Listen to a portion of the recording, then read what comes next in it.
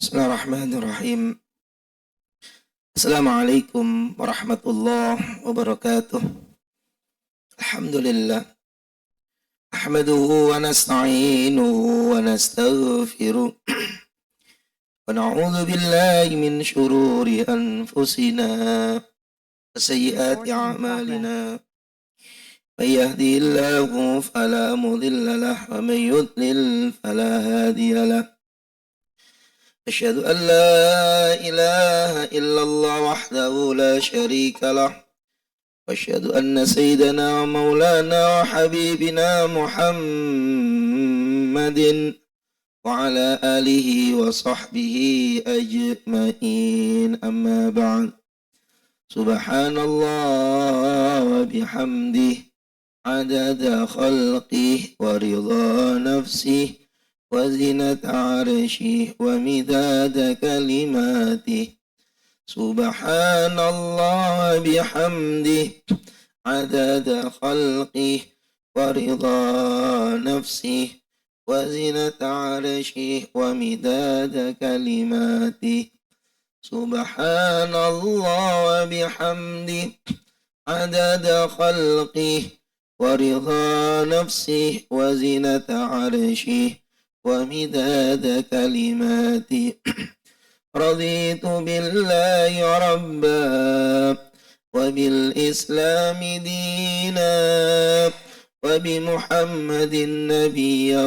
ورسولا رضيت بالله ربا وبالإسلام دينا وبمحمد نبيا ورسولا رضيت بالله ربا وبالإسلام دينا وبمحمد نبيا ورسولا اللهم انفعنا بما علمتنا وعلمنا ما ينفعنا وزدنا علما.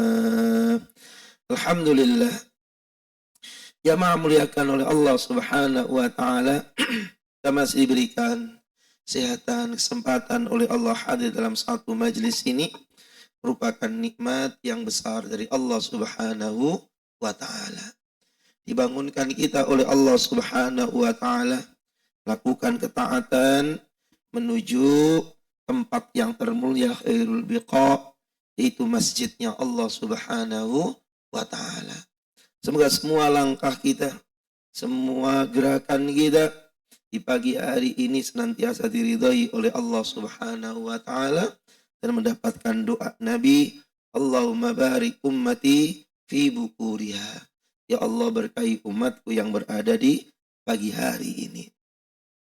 Para jamaah yang mulia, saya masih melanjutkan kitab At-Tadhkirah fi Ahwalil Mauta wa Umuril Akhirah. Sampai pada satu bab yang bahas tentang kehinaan. Kehinaan bagaimana orang-orang yang tidak taat itu ya nanti ketika berada di yaumil mahsyar. Begitu pula bagaimana kemudian para mereka yang bangkang zakat, fi uqubati mani'iz zakah, yang bangkang zakat, yang melakukan kecurangan, ya, bagaimana mereka fil mauqif, yaitu berada saat nanti di mauqif, di hisab, di hadapan Allah Subhanahu wa ta'ala. Karena jamaah muliakan ta'ala, keyakinan seorang mukmin kehidupan ini tidak hanya dunia, tetapi berlaju sampai akhiratnya Allah Subhanahu wa ta'ala. Malunya manusia dipertontonkan di dunia, maka itu tak sebanding kalau dibandingkan dengan malunya manusia nanti di yaumil kiamat.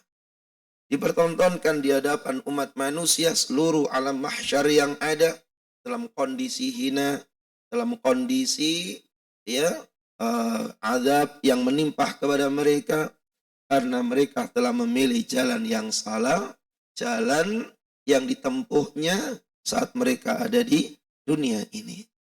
Dan itu sebagaimana yang disebutkan juga oleh malaikat Jibril di hadapan Nabi sallallahu alaihi wasallam.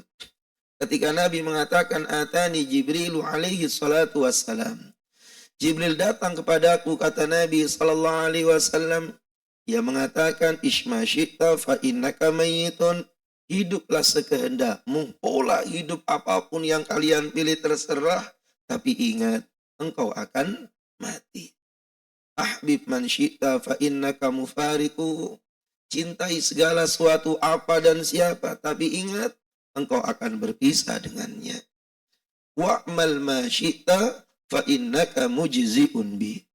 Berbuatlah sekehendakmu, sholat subuh ya silahkan, nggak sholat subuh juga silahkan, jujur ya silahkan, curang juga silahkan, tetapi ingat setiap perbuatan itu ada resiko balasannya. Balasan di dunia dan balasan di akhirat. Baik amalan-amalan itu kebaikan ataupun amalan-amalan itu keburukan. Maka kita bisa lihat dalam satu riwayat Muslim an Ibni Umar radhiyallahu anhu maqal.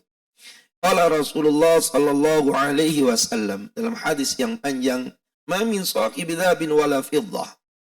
Maka tidaklah kata Nabi sallallahu alaihi wasallam orang-orang yang mempunyai emas, mempunyai perak, kemudian ia tidak menunaikan la yu'addi minha haqqaha. Ia tidak menunaikan daripada haknya. Tidak menunaikan haknya, tidak dilakukan daripada apa? Zakatnya, tidak dikeluarkan zakat. Illa idza kana yaumal qiyamah.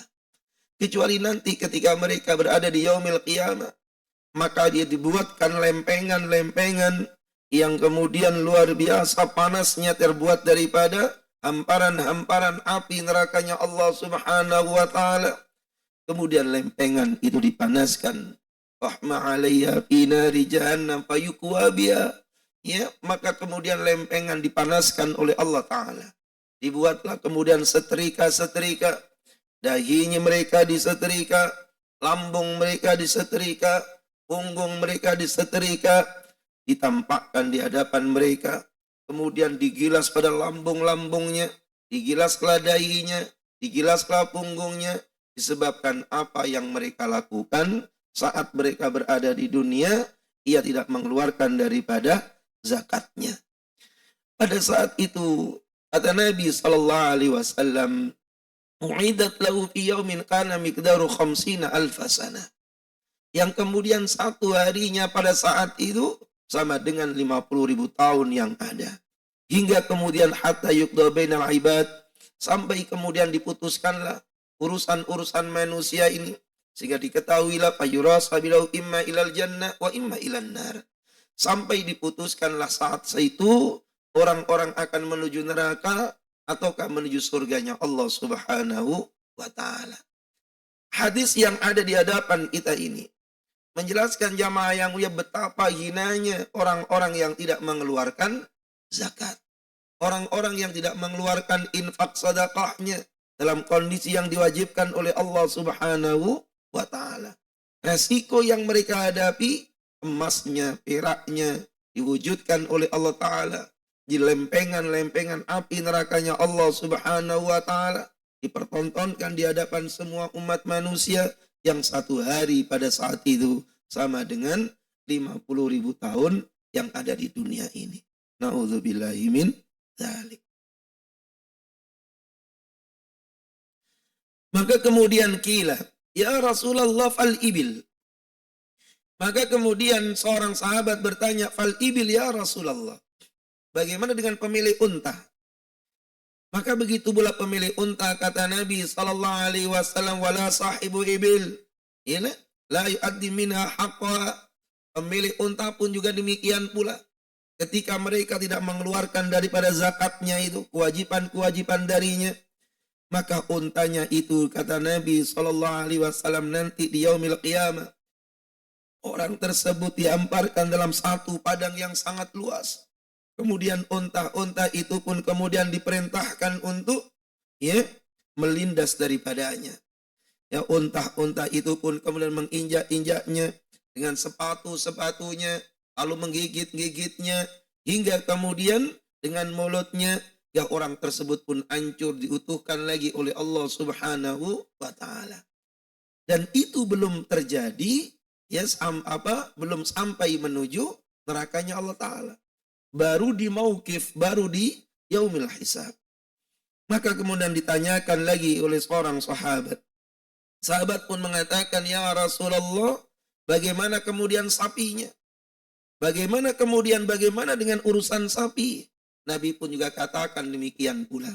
Orang-orang yang diberikan oleh Allah Subhanahu wa taala sapi, kemudian sapinya tidak dikeluarkan daripada kewajibannya, haknya, yaitu zakatnya, maka ia pun dihamparkan dalam satu padang yang ada. Lalu sapinya pun menyeruduknya, menginjak-injak dengan kakinya, dengan tanduknya, dengan kuku-kukunya.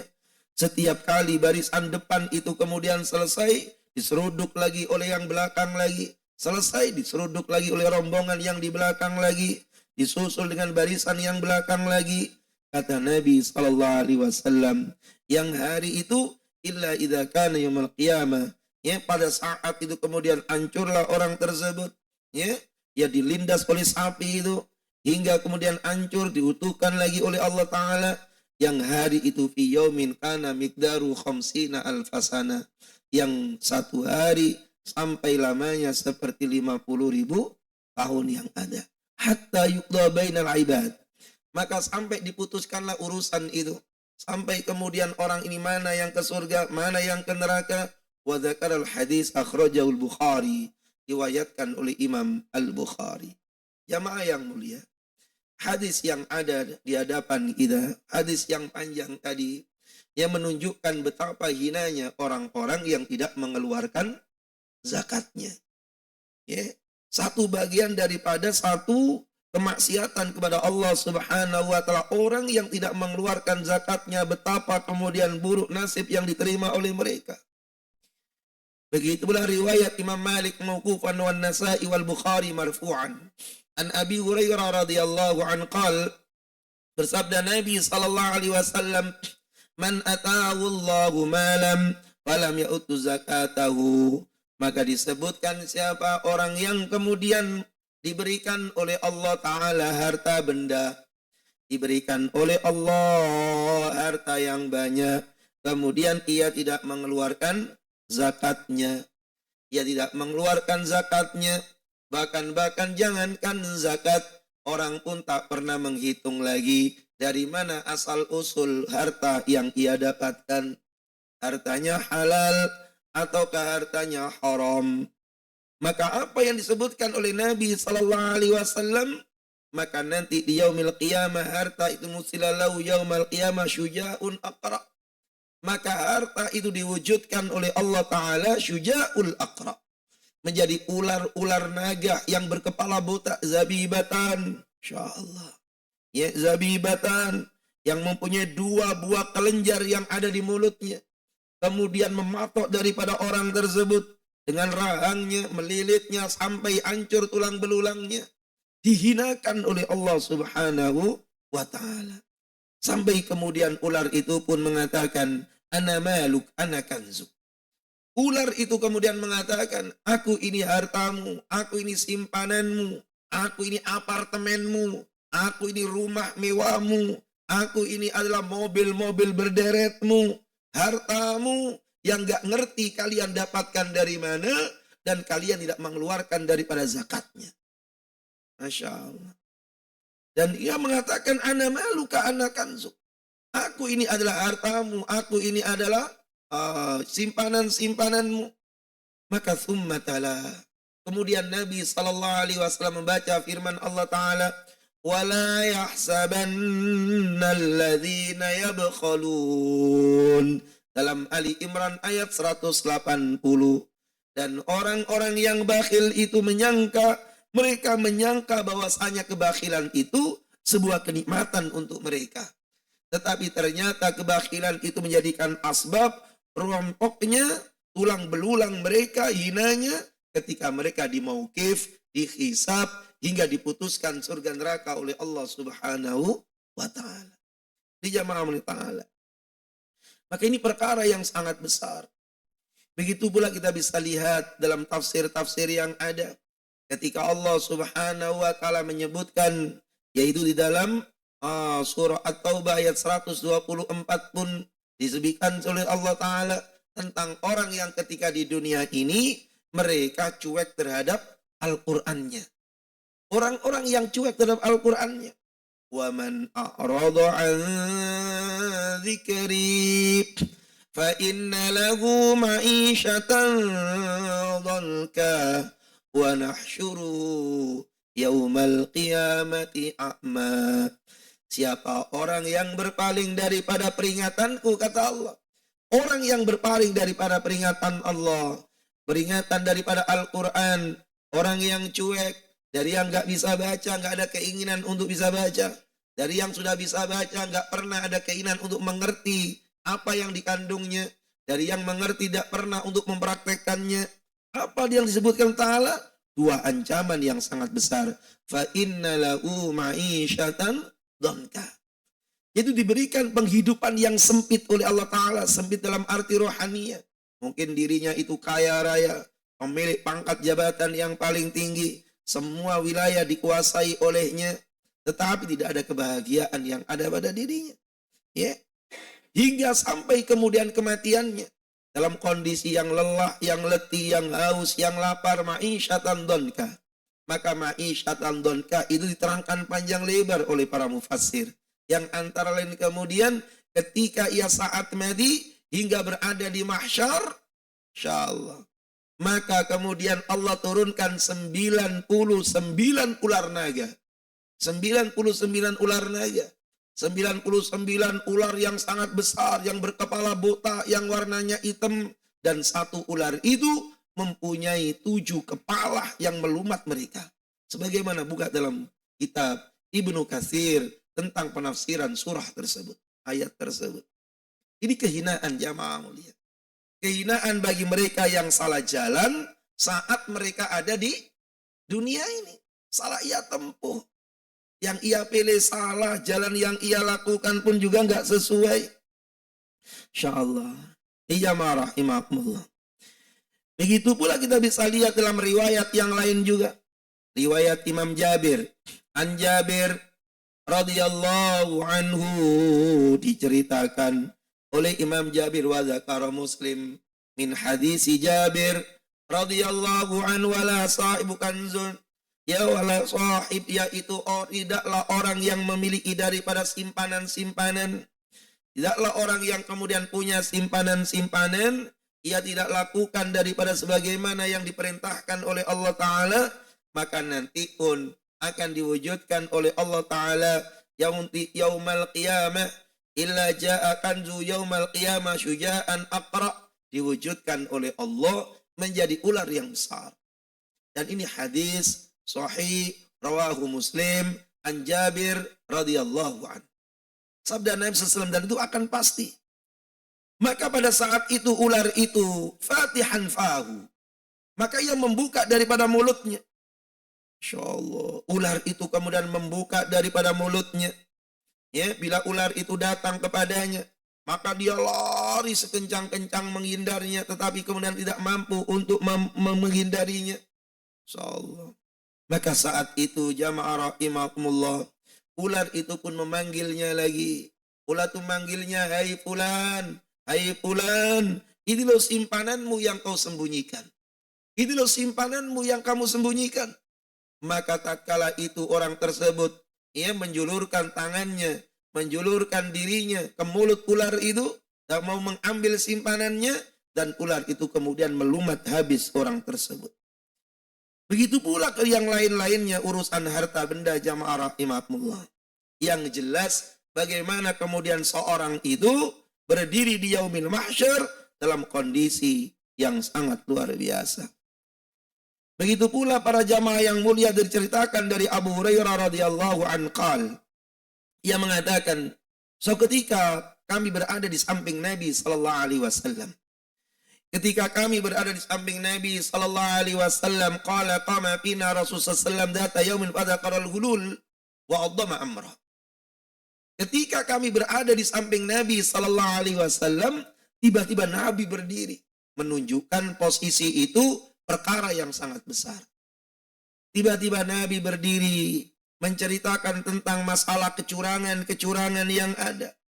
Orang-orang yang curang jabatannya, curang perolehan daripada kekuasaannya, curang perolehan hartanya, curang, berbagai kecurangan ia lakukan.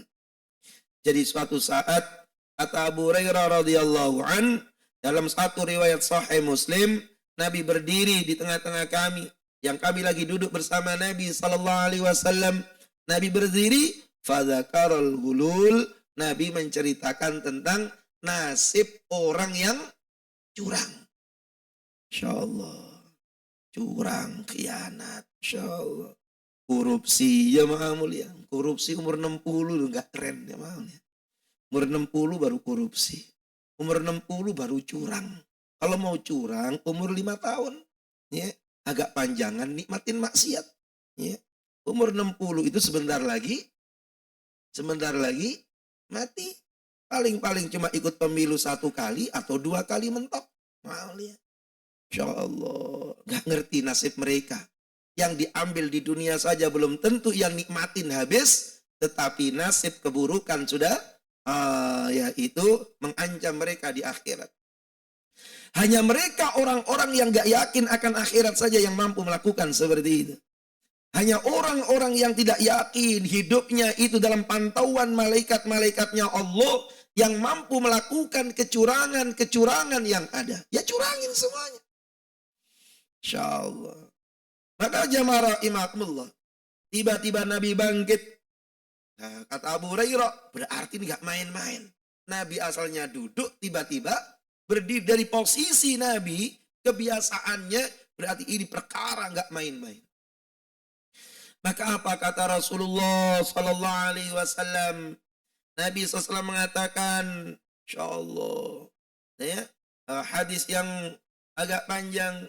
Yang dikatakan dalam riwayat tersebut, sekali-kali jangan sampai aku ini mendapatkan dari kalian. Aku tidak menginginkan bahwasanya ini ada pada diri kalian, kata Nabi Sallallahu Alaihi Wasallam.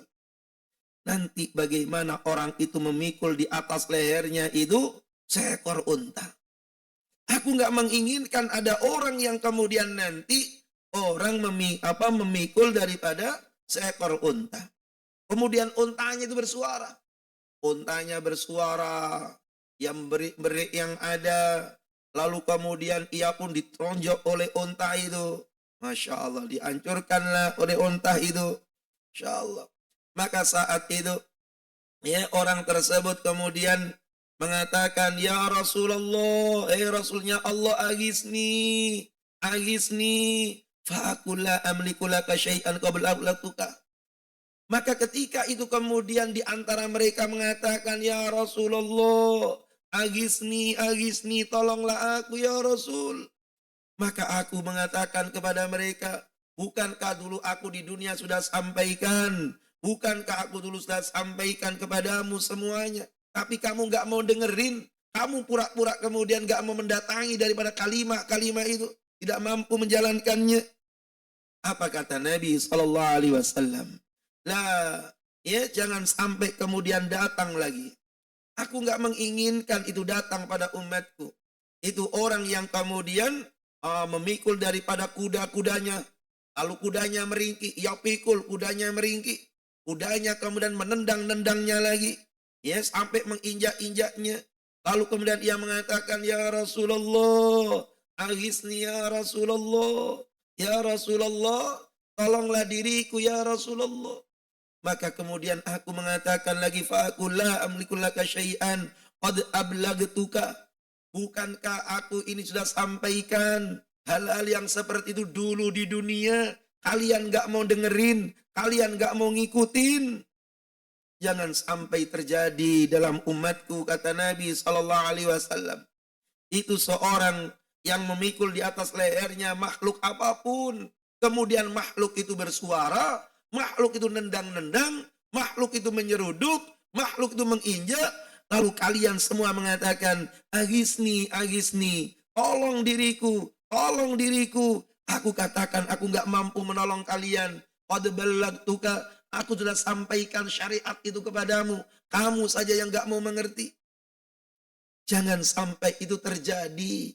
Di Nabi mengatakan, jangan sampai terjadi. Saking sayangnya Nabi kepada umatnya, Pak. Tapi umatnya itu dablek malnya. Insya Allah, ya. Karena sudah hubud dunia. Udah hubbud dunia, cinta terhadap dunia, maka semuanya diterjang. Etika diterjang, aturan diterjang, semua diterjang, kehormatan pun dipertaruhkan hanya untuk nyari kecurangan. Insya Allah, curang kok umur 60 ya Allah. Harusnya umur 5 tahun sudah curang. Agak panjangan dikit nikmatin maksiat. Insya Allah, na'udzubillah min dzalik. Maka apa kata Rasulullah SAW? Jangan sampai kemudian kalian mikul benda apapun yang ada. Asbab kecurangan itu. Rawahul Bukhari. Hadis ini panjang jamaah mulia yang diriwayatkan oleh Imam Al-Bukhari. Tentang hinanya seorang nanti di yaumil qiyamah memikul beban yang ia curangi. Dalam riwayat yang lain. Dan tidaklah kata Nabi SAW seorang itu mengotak-atik daripada ukuran tanah. Patok tanah itu. Otak-atik. Kecuali satu jengkal tanah. Satu jengkal tanah itu. Satu jengkal tanah yang ia roba dari patokan itu. Yang ia kemudian ambil berarti secara dolim. Yang ia ambil secara kemudian maksiat. Yang bukan haknya. Maka satu jengkal itu akan dilipat gandakan oleh Allah menjadi 7 lapis bumi dan dipikulkan di atas leher orang tersebut. Ya, jemaah mulia. Dan ini kebanyakan jumhur ulama memahami dalil-dalil seperti ini adalah hakiki. Sebagian mengatakan itu majaz, bentuk metafor. Betapa kemudian mereka itu diberikan beban yang berat, siksaan yang luar biasa atas kecurangan itu. Tetapi kebanyakan jumhur mengatakan itu tidak lain adalah benar-benar hakiki. Insya Allah. Artinya memang seperti itu. Ini pengkhianat jamaah yang mulia. Jadi tidaklah orang itu merubah-rubah patok tanah, mengambil tanah, sejengkalnya itu menjadi 7 lapis bumi. Jadi omongin di dunia nggak percaya. Masa iya? Masa iya? Ya sakarepmu. Tapi buktinya mereka yang seperti itu mulus-mulus aja di dunia, ya mulus. Ada yang mulus. Karena memang disebutkan oleh Allah dalam surah 6 ayat 44 dikenal dengan istidraj. Apa kata Allah Ta'ala? Falamma nasu ma dzukkiru bi fatahna alaihim abwaba kulli syai'. Kata Allah, ketika orang-orang itu lupa padaku, ketika orang lupa terhadap aturannya Allah, aturannya Nabi, falamma nasu ma dzukiru. Ya, kalau mereka lupa terhadap aturan itu, fatahna alaihim abwaba kulli syai'. Maka dibukakanlah oleh Allah pintu kesenangannya. Justru dengan curang itu Pak, badannya makin sehat, usahanya makin lancar. Yang kemarin gak dapat kursi, akhirnya dapat kursi, dapat jatah. Curang, mujur dunianya. Cuma 5 tahun doang. Habis itu dilumat oleh ular berkepala, tak rasain lu. Masya Allah. Ya mulia. Itu namanya istidraj. Istidraj itu artinya dilulu. Dilulu. Ya, bahasa Sundanya apa itu? Disungkun. Ya. Dilulu. Di tengah-tengah ia menikmati fasilitas, ditarik nikmat itu Ta'ala. Atau kemudian fasilitas itu dikasih oleh Ta'ala sampai batas yang terendah. Yang terendah sampai mati. Jadi orang enak sampai mati. Itu rendah Pak. Kalau 1 hari akhirat 1 hari itu 50.000 tahun. Nah kalau cuma 60 tahun, enak 60 tahun, itu enak yang paling rendah. Mak 1,5 jam aja. Ya gak sampai. Kalau 1,5 jam itu ukurannya akhirat 1000 tahun. Tetapi mahsyar 1 hari itu khomsina alfasana. Yaitu 50.000 tahun. Insya Allah, salah pilih. Ya salah pilih. Seolah-olah dunia ini segala-galanya. Tidak. Dunia bentar. Insya Allah. Maka jamaah muliakan ta'ala, jangan sampai kata Nabi, jangan sampai kemudian umatku itu mikul benda apapun dalam lehernya, di atas lehernya. Lalu kemudian mereka terasa berat, hancur, ludes, dipertontonkan di hadapan makhluk-makhluk yang lain. Kemudian ia mengatakan, agisni, agisni, agisni, tolong aku, tolong aku. Saat itu aku mengatakan, karena aku gak mampu untuk menolong mereka. Aku gak bisa menolongmu. Aku gak kuasa untuk yaitu untuk melepaskan ini darimu. Dan aku sudah sampaikan ini dulu saat kala di dunia. Insyaallah, na'udzubillah min dzalik. Para jamaah yang mulia, wa an ibni Umar, insyaallah, diceritakan pula oleh Ibnu Umar, qala Rasulullah sallallahu alaihi wasallam. Nabi sallallahu alaihi wasallam bersabda, kata Ibnu Umar, meriwayatkannya, bila Allah sudah mengumpulkan orang-orang mulai awal dicipta sampai akhir dicipta, nanti di yaumil qiyamah, maka saat yurfa'u lahu biqadri ghadaratihi, maka dipancangkanlah untuk para pengkhianat-pengkhianat. Insyaallah. Untuk para pengkhianat-pengkhianat itu, mereka membawa bendera-bendera sesuai dengan pengkhianatan mereka. Maka kemudian seraya dikatakan kepada mereka, insyaallah, ini loh pengkhianatan. Hadhihi ghadratu fulan bin fulan. Hadhihi ghadratu fulan bin fulan. Ini pengkhianatan fulan bin fulan. Ini pengkhianatan fulan bin fulan. Yurfa'u likulli ghadir liwa yaumal qiyamah. Hadis sahih. Jamaah mulia. Dalam hadis ini diriwayatkan setiap pengkhianatan itu nanti bawa bendera, Pak. Ada tulisan bendera. Jadi bendera itu akan disebutkan dengan kalimat liwa. Liwa itu bendera yang gede, namanya liwa. Jadi bukan bendera kecil kayak anak-anak sekolah 17 Agustus, bukan itu. Bukan itu.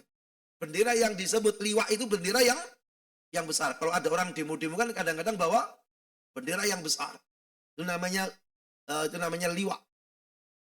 Mereka membawa bendera-bendera itu. Ya, bawa slayer, bawa bendera. Kemudian ada tulisan pengkhianat curang pemilu, pengkhianat curang pilkada, pengkhianat curang rumah tangga. Mereka bawa bendera-bendera itu dan kemudian mengikuti para pengkhianat yang tertinggi yang ada di dunia. Insyaallah, ini hadis sahih. Kenapa kemudian mereka diberikan daripada bendera? Biar semua orang tahu, oh itu pengkhianat itu. Ini yang khianat dulu. Ya, dipertontonkan oleh Allah Ta'ala. Dihina-hinakan oleh Allah Ta'ala. Gak mampu mereka menyembunyikannya. Insyaallah. Ini jamaah rahimakumullah. Maka ceritakan oleh Abu Sa'id Al-Khudri. Qala Rasulullah SAW likulli ghadir liwa yaumal qiyamah. Yurfa'u lahu biqadri ghadratihi. Masya Allah. Jadi nanti kemudian jamaah rahimakumullah, manusia-manusia itu membawa daripada liwak-liwaknya, membawa bendera-benderanya yang ditulisin ini pengkhianat, ini pengkhianat, ini pengkhianat. Tiap-tiap orang yang curang ada tanda di punggungnya. Jadi bendera itu tempelkan di atas punggungnya, pengkhianat. Ya, dari jarak ratusan kilometer pun mereka akan dikenalnya. Di punggung-punggung mereka nanti di yaumil qiyamah. Insyaallah likulli ghadir liwa indastatihi yaumal qiyamah. Ini jamaah yang mulia. Insyaallah bagaimana nasib daripada orang-orang seperti itu. Seolah-olah hidup ini tidak pernah ada selesainya. Ya, dan ini yang kemudian ada muncul di akhir zaman, Pak. Ketika itu sudah dilakukan banyak dan sering, akhirnya menjadi kebiasaan.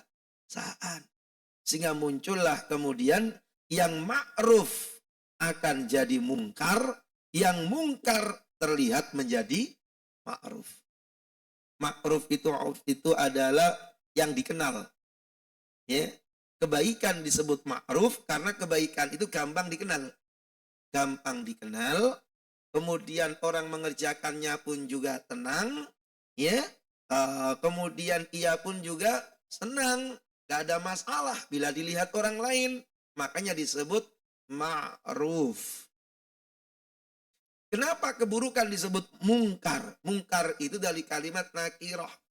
Ya, dari kalimat yang kemudian disebut mungkar itu jamaah yang mulia, disebut mungkar karena tersembunyi. Disebut mungkar karena kemudian perkara itu tidak mau dilihat oleh orang lain. Disebut mungkar, pelakunya harusnya malu, kemudian ya ia pun merasa hina. Makanya disebut dengan mungkar, disembunyikan. Nah, ketika kemudian yang mungkar itu menjadi biasa, lama-lama mungkar, dikenal dan dianggap hal yang biasa. Ya, apalagi kalau sudah pakai jaket oranye. Wah, itu gaya sama Aulia, gagah. Ya. Di kamera biasanya tangannya dilambai-lambaikan, Aulia. Itu namanya pakai jaket oranye. Apalagi tulisan yang ada di belakang itu, tulisannya apa itu? Tahanan, gaya dia, ada tulisan tahanan. Ya, karena jaket itu mahal ya. Ya. Kalau pakai rompi seperti itu, rompi mahal. Kalau nggak korupsi nggak bisa pakai rompi itu. Ya, itu harganya miliaran. Insya Allah. Makanya kalau ada sorot kamera, maka gaya dia. Ya. Keluar pun juga masih bisa jadi anggota dewan, masih bisa nyalon lagi. Ya, Masya Allah. Insya Allah dunia seolah-olah hidup itu panjang. Na'udzubillah min dzalik. Likulli ghadir liwa yaumal qiyamah. Setiap pengkhianatan akan diberikan oleh Allah liwa, yaitu bendera-bendera yang besar di punggung-punggung mereka. Terlihat oleh semua orang-orang yang ada di mahsyar. Oh, pengkhianat dia. Oh, pengkhianat dia. Na'udzubillah min dzalik. Maka jamaah muliakan ta'ala, ini perkara yang besar. Perkara yang bagaimana seorang mukmin itu kemudian mereka berlindung kepada Allah Ta'ala daripada hal yang seperti itu.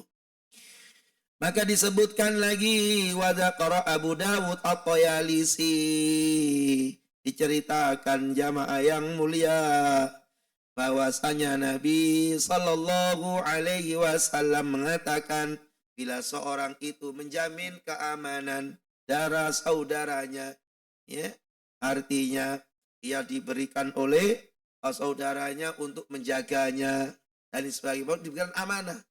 Lalu kemudian dia yang diserai itu akhirnya membunuhnya. Berarti kan namanya apa? Khianat. Ya, diserai, kamu jaga ya, tetapi kemudian dia yang membunuhnya. Maka nanti dipancangkanlah untuknya pada hari kiamat pengkhianat, membunuhnya. Makanya Nabi SAW mengatakan yang maha mulia, termasuk dosa yang sangat besar yang maha mulia, yang Allah Subhanahu wa Ta'ala tidak nengok, tidak menghiraukan, gak menggubris. Apa antara lain? Yaitu zina terhadap tetangganya. Kenapa kok dikatakan tetangga? Ya karena seharusnya dia menjadi pagarnya, tetapi dia yang memakannya. Muncullah pagar makan tanaman. Dosya. Ya, hal lebih besar lagi.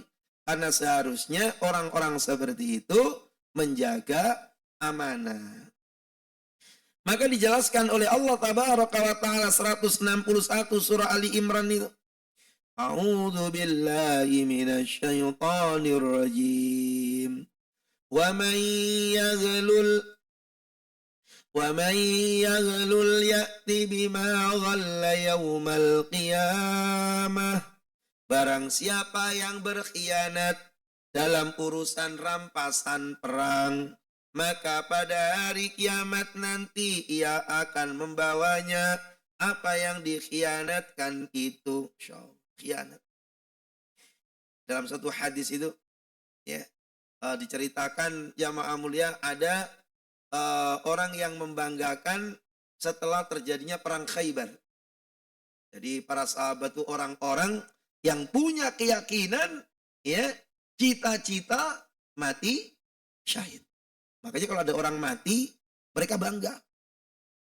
Ya, maka tatkala terjadi perang Khaibar, syahid, fulan syahid, fulan syahid, fulan syahid. Mereka membanggakan. Fulan syahid, fulan mati syahid, fulan mati syahid. Maka ada satu nama disebut di hadapan Nabi. Fulan syahid. Maka Nabi mengatakan, la. Ini ra'aitu fi nari jahannam. Tidak. Nama tadi yang kau sebutkan itu tidak. Nama itu aku lihat ia terjun ke neraka jahanam. Insyaallah. Oh, para sahabat kemudian terkejut ya Ma'amun. Ya Rasulullah, apa yang menjadikan orang itu sampai terlempar ke neraka? Padahal ia adalah orang yang bersama kami dalam kondisi ia mati syahid.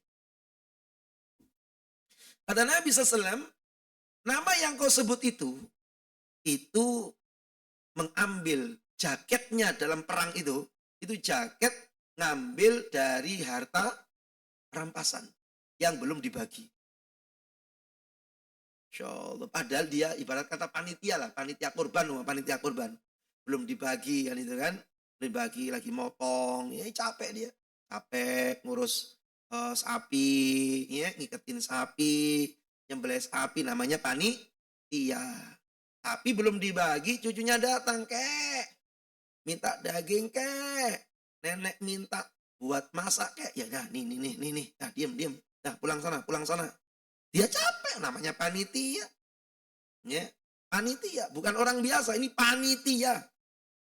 Dia capek, dia lelah, tapi belum resmi dibagi. Pembagiannya nanti. Ya, belum resmi dibagi. Yang ngambil itu. Ya, Masya Allah. Apalagi kemudian nyimpen ginjalnya sapi. Masukin kantong. Tapi kan capek. Iya, kamu capek. Ngurus sapi 3 hari. Jadi panitia juga. Cuma ini sapi belum resmi dibagi. Kan ada ketuanya. Ketuanya belum ngomong. Tapi kan saya capek. Iya, kamu capek. Ya capek kamu dapat surga. Ya. Nah, ini panitia perang. Prajurit tempur mati di medan laga, ia membawa daripada rompi perang. Cuma rompinya ngambil harta rampasan, ya. Kemudian dipakai perang jihad, membela agamanya Allah Ta'ala, kemudian mati, Nabi mengatakan dia terjun ke neraka. Kenapa? Karena di sini ada khianat. Namanya khianat itu, ya belum waktunya sudah diambil, nggak sesuai dengan yang ada. Apa para sahabat mengatakan, ya Rasulullah, yang diambil cuma sedikit ya Rasul. Perjuangannya berat sampai mati dalam kondisi perang. Masa ia gara-gara cuma rompi, ia terlempar. Apa kata Nabi? Walau qadban min arakin. Jangankan rompi, ia ambil kayu siwak yang belum dibagi, maka karena kayu siwak itu, mati syahidnya terganjal. Ini mati syahid. Yang diambil cuma siwak. Siwak itu harganya ada yang cuma 1 real. Insya Allah. Ini zaman apalagi yang diambil miliaran, matinya nggak mati syahid. Nggak ngerti nasibnya itu. Inilah jamaah yang mulia. Maka Allah Tabaraka wa Ta'ala menerangkan dalam Ali Imran 161. Wa may yaghlul ya'ti bima ghalla yaumal qiyamah. Siapa orang yang memikul, siapa orang yang curang, maka ia akan nanti memikul apa yang dicurangi. Nanti di yaumil qiyamah, ia membawanya kemana-mana.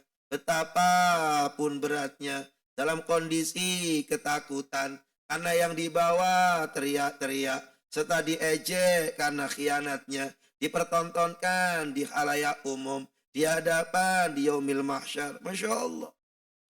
Ya, sehingga diterangkan oleh Abu Hamid juga demikian pula, orang yang enggan bayar zakat unta, untanya dipikul, untanya bersuara, untanya bobot yang berat itu seperti gunung yang besar. Diberikan oleh Allah Ta'ala 1 unta itu seperti wujud gunung yang sangat besar. Ya bawa kemana-mana. Menunjukkan daripada betapa beratnya dia. Insya Allah. Rasa ketakutan, tapi nggak mampu melepaskannya. Rasa malu, tapi tak mampu untuk menurunkan unta itu. Begitu pula orang yang tidak bawa zakat sapi, sapinya pun dipikul olehnya di atas pundaknya. Begitu pula orang yang khianat terhadap negaranya, sama semuanya. Insya Allah. Ya. Orang yang enggan mengeluarkan hartanya yang lain, dia akan memikul seperti seekor ular yang besar, berkepala buta, punya dua kelenjar, yang mematok daripada orang yang tersebut itu. Insya Allah. Ini jamaah yang mulia. Yang dikatakan oleh Allah dalam surah Ali Imran 180. Sayutawwaquna ma bakhilu bihi yaumal qiyamah. Maka harta-harta yang mereka bakhilkan itu dikalungkan kelak di leher-leher mereka. Dipertontonkan aib yang memalukan itu. Na'udzubillah min dzalik. Tapi kok ada orang yang masih seperti itu. Jadi jamaah mulia, nanti orang-orang bawa kecurangan, yang curang itu bawa bendera-bendera, Pak. Tetapi ada, insya Allah, dalam hadis itu jamaah mulia, liwa'ul hamdi biadi. Ada pula bendera pujian, Pak. Jadi gini loh, orang ke surga, orang di mahsyar itu rombongan. Dikemplang ya rombongan, masuk surga ya rombongan, masuk neraka rombongan. Makanya ada namanya surat Az-Zumar, rombongan. Kayak begini nanti rombongan nanti. Rombongan yang duduk di kursi, mungkin jadi pemimpinnya gitu kan. Namanya di kursi pemimpinnya. Bawa bendera Az-Zumar. Masya Allah. Nabi mengatakan liwa'ul hamdi biadi. Ya, ada kemudian bendera pujian ada di dalam tanganku. Jadi orang itu ngikutin. Ada orang itu, dan siapa yang jadi pemimpinnya? Yang jadi pemimpinnya orang yang tertinggi dalam isi bendera itu. Contoh, umpamanya tukang joget. Tukang joget, tukang nyanyi, yang nggak bener itu nanti benderanya dipegang orang namanya Umrul Qais. Umrul Qais. Kalau kita belajar sastra Arab, Umrul Qais itu sering disebut. Ya, jadi ia dipakai dalam bidang sastra. Karena jadi siapa Umrul Qais itu? Orang yang hidup 200 tahun sebelum Nabi Sallallahu Alaihi Wasallam. Orang yang menginspirasi daripada para ahli sastra karena ketinggian bahasa, keindahan bahasa yang dipakai olehnya. Umrul Qais. Tapi ya pemabuk, ya mantan anak raja kan itu kan. Tukang gak benar, itu Umrul Qais. Maka ada namanya Qais dan gak kenal tadi, gak tahu ceritanya tadi ya. Qais dan Laila dan lain sebagainya itu ya. Ya, di syair-syair cintanya luar biasa. Ya, kalau belajar sastra Arab ada itu. Ya, itu Umrul Qais itu sampai kemudian digelantungkan cerita panjang. Ya, sampai ditempel-tempelkan syair-syairnya di dinding-dinding Ka'bah. Ya, Masya Allah, makanya disebut mu'allaqat. Ya, nah ini Umrul Qais. Nah, kata Nabi SAW, bendera-bendera penyair dipegang oleh Umrul Qais finari jahannam. Nanti sampai tembus ke neraka. Mereka bawa bendera yang pegang Umrul Qais. Orang pertama yang buat syair, dendang-dendang dengan keburukan-keburukan yang ada. Itu Umrul Qais. Artinya apa jamaah mulia? Artinya ada dipimpin. Ada orang itu tidak dikenal di bumi, tapi dikenal di langit. Masya Allah. Ya, kan ada orang itu. Orang hidup di zaman Nabi, tapi nggak disebut sahabat. Karena nggak pernah berjumpa dengan Nabi. Tapi Nabi menyebut namanya. Orang yang belum pernah muncul di zaman Nabi, hidup di zaman Nabi, namanya disebut di hadapan para sahabat, dibanggakan oleh Nabi, padahal belum pernah ketemu dengan Nabi. Siapa yang dikenal? Siapa? Uwais Al-Qarni. Ya, apa yang menahannya nggak berjumpa dengan Nabi? Orang yang punya ketinggian, kebaktian kepada orang yang ada di Yaman, suku Qarn. Insya Allah. Sampai dimuliakan oleh Umar Ibn Khattab radhiyallahu anhu. Nah, berarti orang-orang yang memuliakan orang tuanya bisa dipegang oleh ya Uwais Al-Qarni. Jadi nanti di akhir itu ada bendera-bendera. Bendera pengkhianatan ada nanti. Ya, bendera joget ada jemaah mulia. Insya Allah, ini jemaah yang mulia. Nah itu kata Nabi, nanti di akhirat ada bendera. Insya Allah, pada saat itu manusia disuruh minta kesaksian. Ya, orang-orang kaya pertama dipanggil oleh Allah Ta'ala. Ya, kaya yang maksiat. Apa yang menyebabkan kamu maksiat? Ya, kamu sampai nggak ngaji, sampai kamu nggak taat, sholat aja nggak dikerjain. Maka dia mengatakan, anak aku ini sibuk jadi orang kaya ya Allah. Ya Allah, aku ini jadi orang kaya. Ya, ibarat kata ya salahmu sendiri ya Allah, kau jadikan aku orang kaya. Sehingga aku ini sibuk, nggak bisa kesana kemari. Maka Nabi SAW mengatakan pada saat itu, didatangkanlah oleh Allah Ta'ala seorang yang bernama Sulaiman. Lebih kaya mana kamu dengan Sulaiman? Masya Allah. Maka mereka nggak mampu untuk mengelakkan lagi. Ada kemudian orang yang terkena bencana, dipanggil Ta'ala, apa yang menyebabkan kamu ini khianat, tidak mengikuti aturanku? Ya karena aku ini sakit ya Allah, aku ini miskin, aku ini sakit. Maka Allah pun datangkan Nabiullah Ayub alaihi salatu wassalam. Ayub lebih sakit daripadamu, tetapi Ayub taat kepadaku, kata Ta'ala. Begitu pula kemudian orang yang suka berdandan, bersolek, para pemuda-pemuda yang tampan, yang cantik, yang jalannya pun nggak mampu lurus, kan ya? Maju, mundur, maju, cantik, nggak nyampe tempatnya, ya? Didatangkan Ta'ala. Apa yang menjadikan kamu nggak taat kepadaku? Ya karena aku ini sibuk dandan, ya Allah. Aku sibuk ini merawat kecantikanku, ya Allah.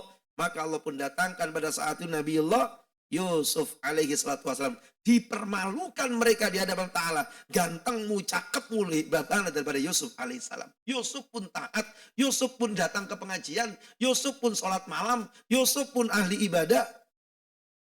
Ya, baru cantik begitu, baru maju mundur aja nggak sholat. Masya Allah. Ini jamaah yang mulia. Ya, orang fakir juga begitu. Ya, aku ini miskin ya Allah, harus tersek-sek mencari nafkah ya Allah. Maka Allah datangkan orang yang paling miskin, yaitu Nabi Allah Isa alaihi salatu wassalam. Diterangkan panjang jamaah yang mulia. Orang-orang dipertontonkan oleh Allah subhanahu wa ta'ala. Untuk apa? Untuk dipermalukan. Orang yang tidak taat, yang kemudian berkhianat itu. Bahkan dikatakan mereka dipanggil bersama orang tuanya. Na'udzubillah min dzalik.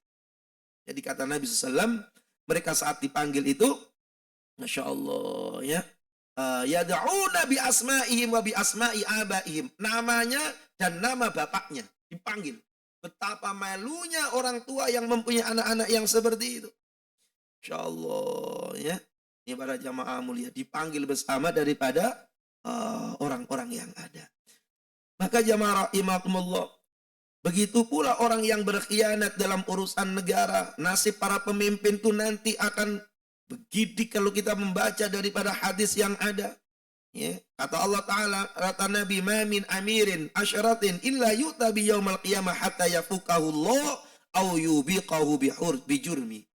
Maka didatangkan oleh Allah Ta'ala para pemimpin-pemimpin yang cuma memimpin 10 orang. Masya Allah, 10 orang. RT saja sudah ratusan orang. Memimpin 10 orang. Siapa orang yang memimpin 10 orang? Insya Allah. Maka nanti ia akan didatangkan illa yu'ta bihi yaumal qiyamah. Didatangkan pada hari kiamat itu. Sehingga ia dibebaskan Allah dengan keadilannya atau dibinasakan oleh Allah bijurmihi dengan dosa-dosanya. Begitu pula seorang hakim. Ya, seorang hakim pun juga demikian pula. Masya Allah. Ya, ia akan disidang oleh Allah Ta'ala. Sehingga mereka mengatakan, coba aku dulu tidak menjadi seorang hakim yang memutuskan satu perkara hanya persoalan satu butir kurma saja. Ya, ditampilkan di hadapan Allah Ta'ala. Di hari kiamat dilempar oleh Allah Ta'ala. Sendi-sendi tubuhnya pun bergeser. Ya, selama satu hari itu 50.000 tahun. Masya Allah. Na'udzubillah min dzalik. Para jamaah rahimakumullah. Inilah keterangan-keterangan yang ada, ya, yang panjang cerita yang ada, yang jelas mereka akan mendapatkan perkara yang besar. Man ista'malnahu ala amalin farazaqnahu rizqan ama akhadha ba'da dzalik fahuwa ghulul. Barang siapa yang kami tugasi mengerjakan pekerjaan, ada upahnya, ada upahnya. Kemudian dia akhadha ba'da dzalik, ngambil ceperan. Siapa yang kerja dapat upah lalu ngambil ceperan. Apa namanya? Ngambil apa itu namanya? Ya, orang yang ngasih tuh. Ya, Masya Allah. Maka berarti fahuwa ghulul, itu pun juga disebut dengan curang. Ya, sudah terjadi pajak, cakep. Kemudian dapat gaji, bagus. Lalu kemudian ia ngambil dari orang lain yang diurusnya itu.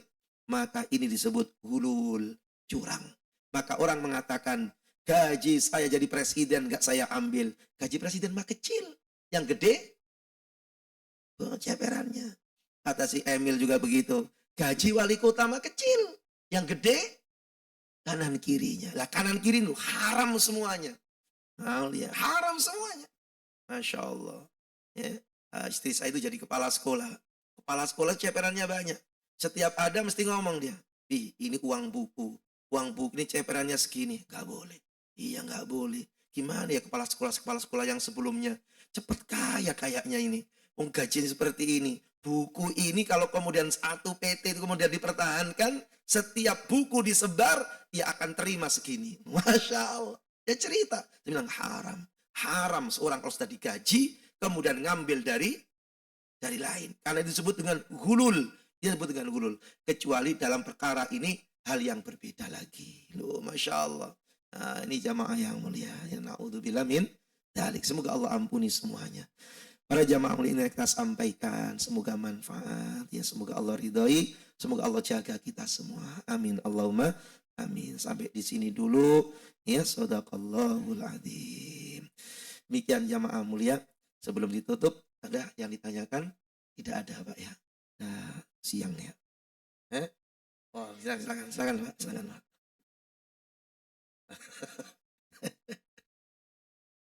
Assalamualaikum.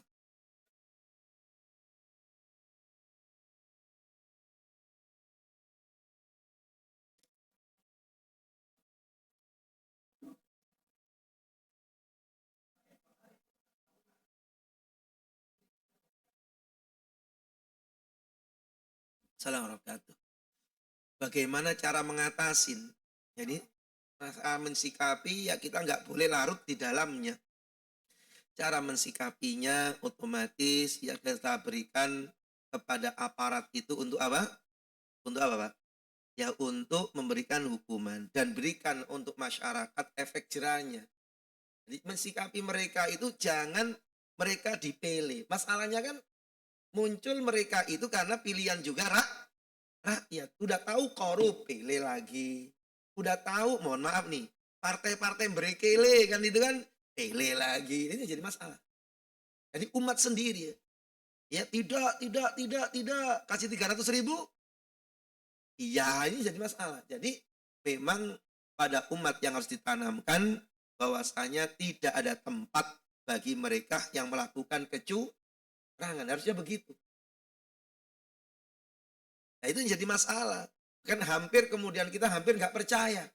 Ya, mau diserahkan ke pengadilan, hakimnya juga bisa diatur, polisinya bisa jadi itu susah. Tapi tetap kita optimis. Yang dikhawatirkan itu muncul surat 17 ayat 16. Ya, surat 17 ayat 16. Idza aradna an nuhlika qaryatan amarna mutrafiha fafasaku fiha fahaqqa 'alayyal qawlu fadammarnaha tadmira. Apa kata Allah? Aku mau ngancurin negeri. Ya. Kalau aku mau ngancurin negeri, aku kalau mau ngancurin desa, kampung, kota, aku suruh elit politiknya dulu taat. Ya, pejabatnya taat, anggota dewannya taat, menteri-menterinya taat, ketua umum partainya pun taat. Orang-orang kayanya taat, itu namanya mutrof. Kenapa mereka diperintahkan taat dulu?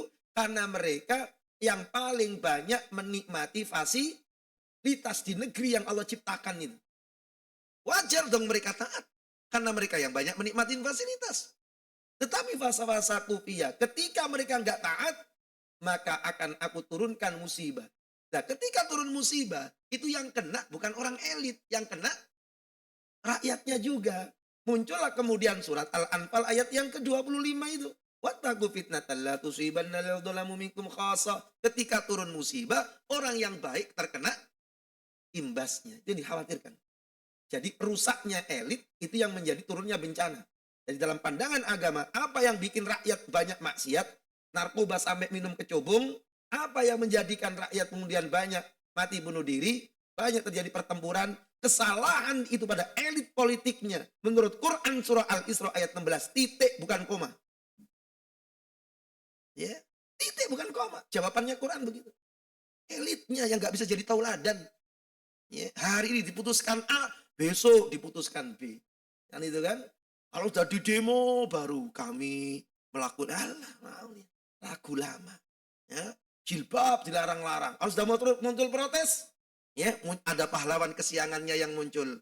Ya harusnya dibiarkan. Ini padahal ya anak buahnya juga. Nah, ya. Yang begitu itu terus berjalan. Ya karena memang mental mereka sudah mental pengkhianat. Mencari daripada harta itu tanpa memikirkan halal dan haramnya. Ya, hati mereka sudah tertutup oleh hubud dunia, kecintaannya terhadap dunia, harta, tahta, wanita, kan itu kan? Nah, itu jadi masalah. Jadi ya kita mensikapi untuk diri kita, tidak ada ruang bagi mereka yang berkhianat. Wallahu a'lam. Tetapi kita tetap doa kepada Allah Ta'ala agar diberikan hidayah semuanya oleh Allah Ta'ala. Wallahu a'lam. Ada yang lain yang mau lihat? Dah pulang. Ya. Dah pulang. Siangan ya. Demikian jamaah rahmatullah. Ya gimana Pak Haji? Gimana?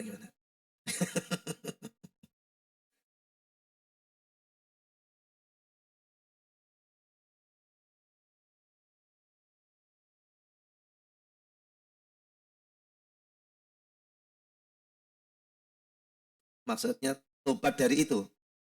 Tobat yang paling susah itu tobat urusan ini. Tobat pengkhianat, tobat curang itu tobat yang paling susah. Nanti sampai pada bahasan ini belum nyampe, yaitu bahasannya itu apa? Siratal mustaqim. Ini baru bahasan mahsyar. Habis ini bahasan telaganya Nabi. Nah, di mahsyar itu apa? Sirat itu ada namanya kontoroh. Kontoro itu kalau dalam tadzkirah ini Imam Syamsuddin mengatakan kontoro itu jembatan nomor 2. Jembatan lain selain Siratal mustaqim. Nah, sebagai apa? Kebanyakan ulama mengatakan kontoro itu adalah ujungnya Siratal mustaqim. Jadi hanya membedakan saja. Tetap ada, yang satu mengatakan lanjutannya, yang satu mengatakan jembatan yang lain, yang dilalui oleh manusia. Namanya kontoroh. Nah, kontoroh itu isinya adalah, yaitu pengadilan antar manusia. Dan di situ banyak orang yang hancur. Ia lewat Siratal mustaqim kenceng lalui, tetapi ngadatnya di kontoroh. Ya, di kontoroh. Kenapa? Karena urusan horizontal. Karena tobat yang paling susah itu horizontal. Maka cara pertaubatan horizontal itu, ya, secara singkat pertama, nyesel. Kenapa aku begitu dan begono. Yang kedua, meninggalkan maksiat. Saya bertekad tidak melakukan seperti itu lagi. Yang ketiga, melakukan amal baik. Amal baik itu amal yang sesuai dengan pengkhianatannya. Kalau orang itu tadi curang, maka ia wajib membenahi kecurangan. Ia di garda terdepan untuk menjadikan orang jujur. Itu cara tobatnya. Kalau tobatnya urusannya zakat, berarti harta. Maka cara tobatnya dengan banyakin sodako. Kalau cara tobatnya itu urusannya, yaitu masalahnya nyolong, maka ia akan berikan semuanya. Dan kemudian ia lakukan sodako yang banyak. Maka kemudian poin yang keempat, yaitu mengembalikan. Total. Mengembalikan. Nah, itu biasanya seorang malunya di poin itu. Mengembalikan dan minta maaf. Suatu saat setelah pengajian, kita membahas seperti ini di Masjid Baitus Salam Bilimun, maka kemudian datanglah seorang yang ikut pengajian. Pak Ustadz, mumpung sepi, tadi mau nanya, malu.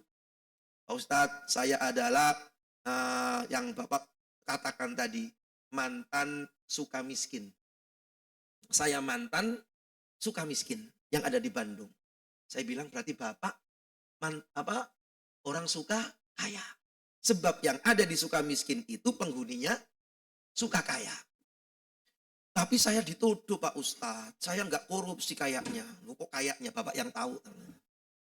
Tapi begini Pak Ustadz, yang saya terangkan, ini benar. Orang nanti mengatakan, saya alhamdulillah Pak Ustadz. Ya, seumur-umur belum pernah khatam Quran. Ya, justru saya di penjara itu bisa baca Quran. Saya khatamin Quran. Saya khatam Quran Pak Ustadz. Alhamdulillah. Saya sudah sholat, tobat, sebagainya. Apa dosa saya diampuni Allah? Saya bilang, enggak sedikit pun. Loh, Pak Ustadz gimana? Saya sudah ikut pengajian loh Pak Ustadz. Saya sholat jamaah udah rajin. Pengajian taklim juga rajin. Saya juga di penjara dulu membaca Al-Quran khatam.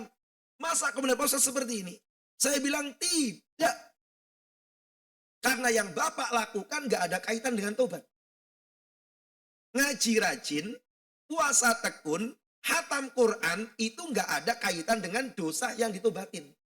Dosa yang ditobatin adalah korupsi. Maka cara taubatnya, ia cegah korupsi, ia lawan korupsi, ya, dan ia minta maaf kepada rakyat yang dikorupsiin, dan uang yang ada semuanya, rumah yang di Cinere, apartemen yang di Indah, itu semuanya harus diberikan.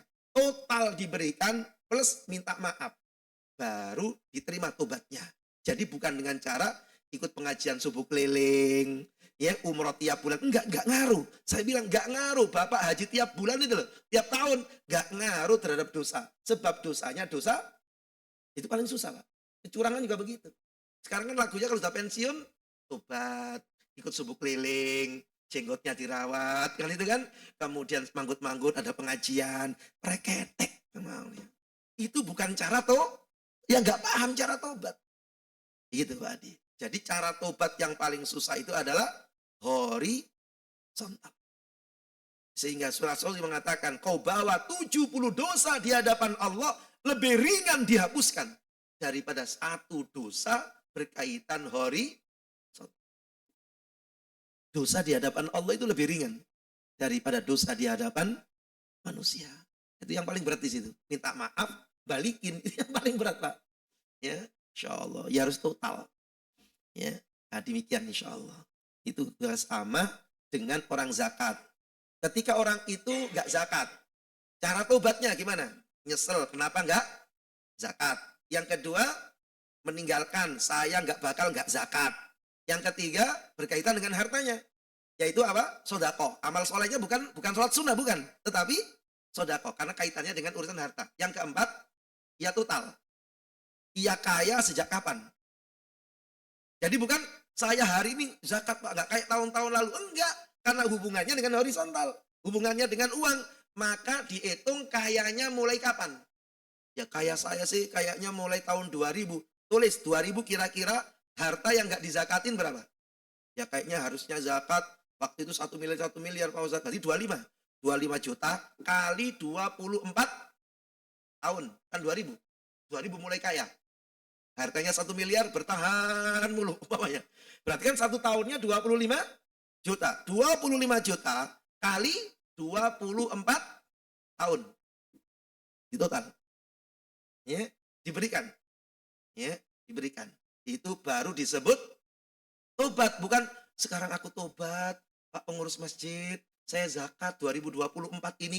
Nah kemarin, ya kan kemarin sudah saya tobat. Enggak bisa hilang. Karena urusan horizontal. Ini kadang-kadang orang mohon maaf 24 tahun dihilangkan. Sekarang jadi orang baik. Itu salah. Karena tobatnya horizontal. Sama dengan tobat orang curang jualan duku. Ini biar selesai. Ada orang jual duku. Di situ dikatakan 1 kilo sama dengan 10.000. Padahal ia timbang nggak sampai 1 kilo. Kurang 2 on. Ya, 20 tahun dagangnya model seperti itu. 1 kilo sama dengan 10.000. Padahal ditimbang sebenarnya dia curang 2 on. Setelah ikut pengajian di Az-Zumar, tobat dia. tobat kan itu kan. Ya Allah, saya dulu dagangnya seperti itu. Saya nggak ngerjain lagi. Oh nggak hilang. Harus ditotal. Ditotal mulai sejak tahun Anda jualan. 2000. Tahun 2000. Kira-kira untungnya berapa? Berarti 2000 Pak Ustadz. 2000 berarti 2000 kali. Biasanya terjual berapa kilo? 100 kilo. Berarti 2000 kali 100 kilo kali 24 tahun. Di total. Ketika ditotal diberikan. Diberikan ke siapa? Ke orang-orang dengan niat mengembalikan. Karena orangnya nggak ngerti, yang jualan, yang dicurangin, maka ulama tetap mengatakan tetap dikeluarkan pada orang miskin. Nggak boleh ke masjid. Nggak boleh ke masjid. Kepada person fakir miskin dengan niat mengembalikan. Bukan sodako. Ini apa bu? Anu sodako dari saya. Enggak, bukan sodako. Mengembalikan. Dalam hati saya, ini niat saya mengembalikan. Baru disebut dengan taubatan nasuha. Kalau nggak begitu, tidak disebut taubatan nasuha. Jualan dukunya 20 tahun tadi, nggak diselesaikan, lalu dia bangun masjid. Bangun masjidnya itu tidak bisa menyelesaikan curangnya jualan duku sebanyak 20 tahun tadi. Karena urusannya horizontal. Di situ beratnya. Ya, di situ beratnya dosa horizontal. Dan di situ banyak gagalnya manusia di jembatan yang namanya kontoroh. Ya, ujung jembatan Siratal Mustaqim. Naudzubillah min dzalik. Ya. Nah, itu ayat. Maka pantas Nabi ketika mau meninggal, apa kata beliau? Ada enggak orang yang aku dolimi? Hisab diriku sebelum aku berhadapan dengan Allah. Kan gitu ceritanya kan? Sampai kemudian Ukasah, ya, datang, ya Rasulullah, pernah cambukmu mengenai daripada punggung. Pernah cambukmu mengenai punggungku. Ini Nabi loh, yang sholatnya sampai bengkak kakinya, ya, ini Nabi loh, yang nggak pernah lelah ibadah, hanya kemudian cambuk menimpa punggung seorang sahabat, ya, yang kemudian dia mengatakan ambilkan cambukku, hingga sampai terjadi dramatisasi yang luar biasa dari Ukasha itu, ketika Nabi membuka bajunya, dia mengatakan kau cambuk punggungku ketika aku tidak memakai baju ya Rasul, artinya terkena daripada kulitku. Maka Nabi dibuka gamis atasnya. Orang-orang pun menangis semuanya. Tega banget ini Ukasha. Ya? Sehingga kemudian ternyata Nabi sudah mulai membuka atasan, maka dirangkul ini Nabi. Ya Rasulullah, bagaimana mungkin seorang yaitu apa? Membalas dirimu yang paling mulia. Hanya aku menginginkan engkau mengatakan demikian, berarti dekat kematianmu, berjumpa dengan Allah. Bagaimana dengan diriku? Maka aku ingin ya Rasul, kulitku menyatu dengan kulitmu. Sehingga Nabi mengatakan, kalau engkau ingin melihat ahli surga, lihatlah ini orang, yaitu Ukasha bin Muhsin. Ukasha bin Muhsin. Jadi ini perkara yang penting. Jadi horizontal harus diselesaikan. Makanya nasib orang curang-curang itu nanti nggak ngerti di yaumil qiyamah bagaimana. Ya, demikian jamaah mulia. Mohon maaf untuk dengan bacaan. Subhanakallahumma bihamdika asyhadu an la ilaha illa anta astaghfiruka wa natubu ilaik. Alhamdulillahi rabbil alamin. Assalamualaikum warahmatullahi wabarakatuh.